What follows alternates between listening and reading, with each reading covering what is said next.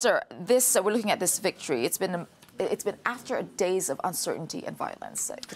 It's a narrow victory for Emmerson Mnangagwa. He won just under 51% of the vote. And in some ways, it feels a bit like a hollow victory. I mean, yes, he won at the first round. He beat off some 24 candidates. He won his party won a parliamentary landslide. At the same time, ahead of the announcement, as you say, the streets of Harare were empty.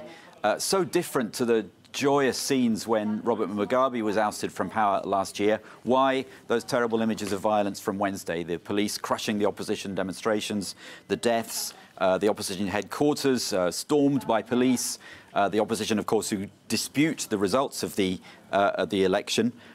It's not a good start for Mnangagwa. He's wanted to present a new image for the country, to forge a new path for Zimbabwe.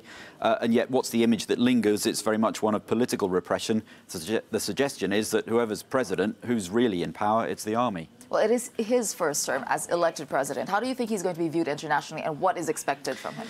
It's a bit early for international reaction so far to the results. Beforehand, the foreign observers condemned the violence that we saw. Although Mnangagwa represents in some ways a break from Mugabe, he was his right-hand man.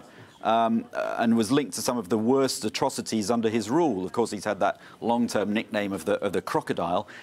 His reputation was formed when he was part of the struggle against white minority rule. It's claimed he was tortured then, and that formed a certain indifference on his part to violence. But when he was security chief, there were thousands of civilians massacred. Later, he was accused of masterminding attacks on the opposition. There have also been suggestions of corruption. He's always denied all that, and his supporters say he's much more pragmatic than Mugabe. He now talks about re-engagement, about democracy, about trying to form unity. But his critics say these are really just words, and what's needed now is international investment. He says he wants to encourage it. Zimbabwe's economy is in desperate straits and certainly needs it, but his record suggests that he's not a natural